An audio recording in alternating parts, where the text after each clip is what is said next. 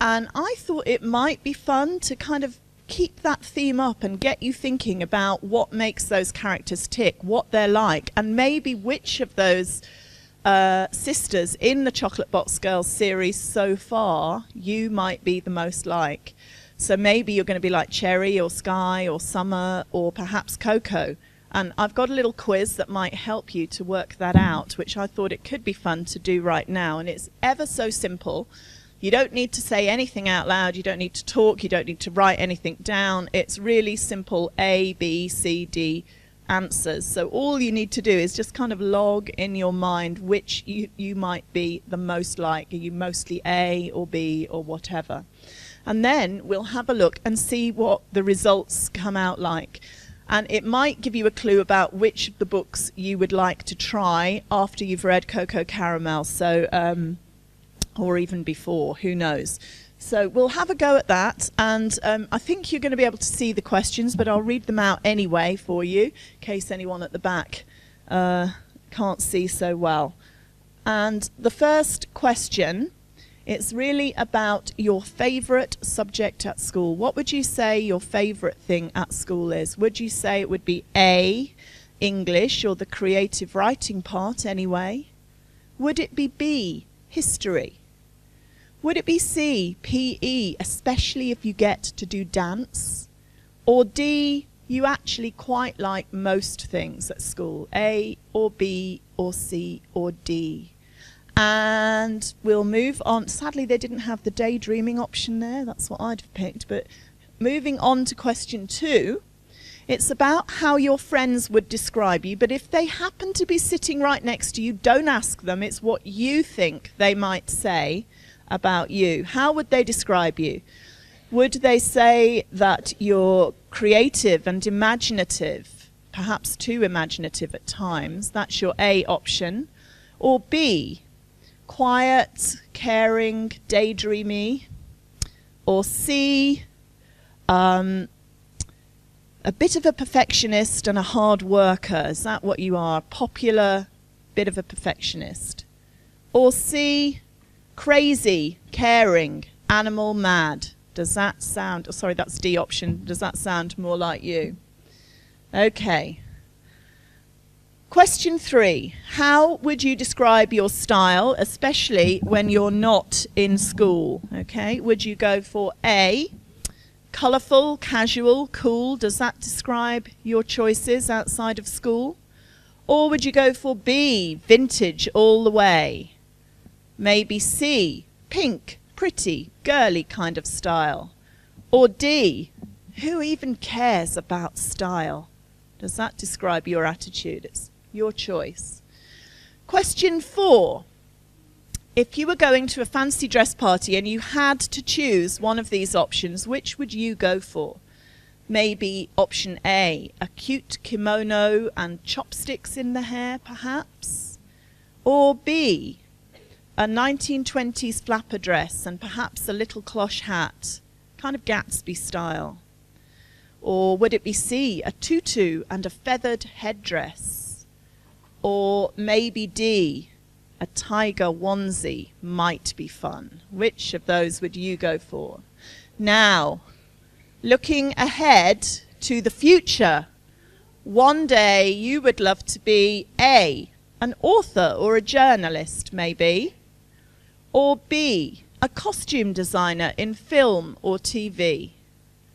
Maybe C, a dancer, or D, a wildlife campaigner who really makes a difference. Which of those options would you choose? Now, very quietly, I'd like you to add up your results. And if you were mainly option A, I'd like you to put your hand up for me while I flick ahead through. We've got a boys quiz that we occasionally do in a mixed setting, and I have a few secrets to reveal about that later on. But A, people please, hands in the air. And your results we have here. So A, people, and there are a few of them dotted around, they're very, very interesting because they are the creative people amongst us. They are the most creative and imaginative. Just as Cherry from the book Cherry Crush is possibly the most creative of all of the sisters. I would imagine she might be a writer one day. She sometimes has a bit of a problem telling fact from fiction, but I've had that problem myself, so it's not all a bad thing. Did we have any B options? Any B option people? Okay, I can see a couple, and very polite the B people often are, with very, you know, sort of polite hands in the air, not too kind of outgoing. Like Skye, you're shy, you're quiet, daydreamy, very caring, and a lovely friend. And Marshmallow Skye is the book that tells Skye's story.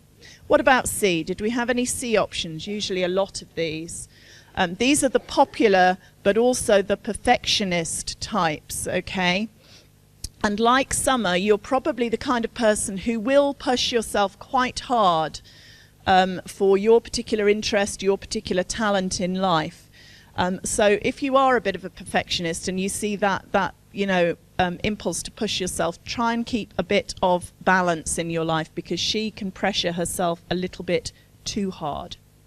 And last but not least, did we have any D options? Awesome, I think that's most of you. So you're quite like Coco from Coco Caramel, and we already know quite a lot about Coco's personality, and you know that she's a fantastic character to be like. Animal loving, bit of a tomboy, but quite brave and feisty as well.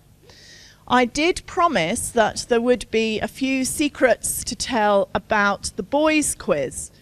And, you know, all of the pictures that I've shown you so far, they're drawings taken from my notebooks of the girl characters, and these are my drawings of the boy characters from the series.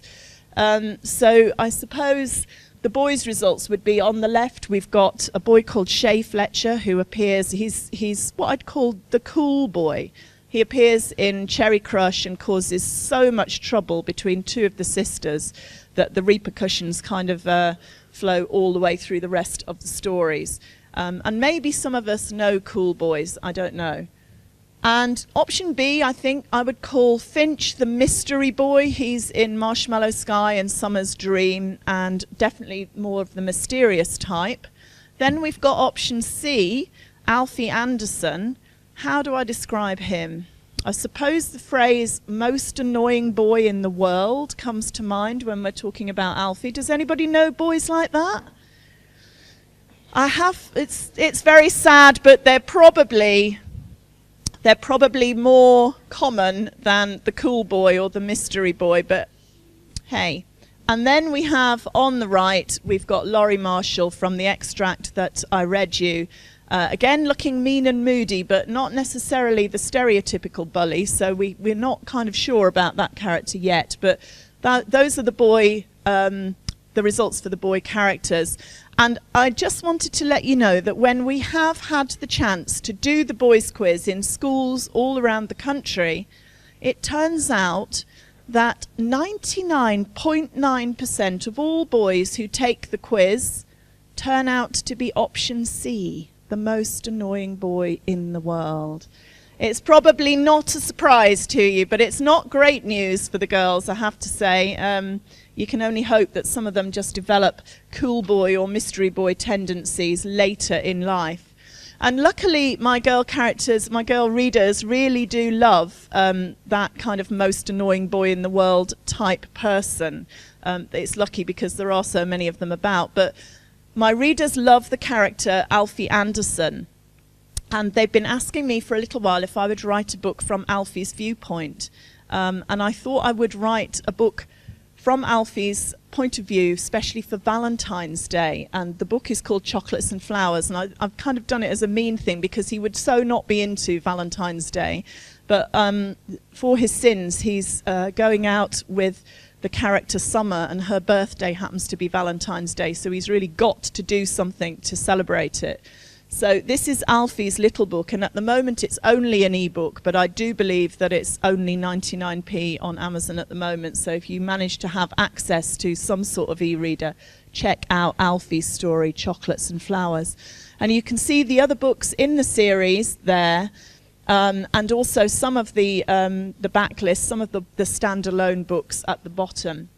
And last look at Sweet Honey, the book that's coming in June, which will tell the story of the oldest sister, and her story is full of drama because she's a bit of a rebel and a bit of a drama queen. So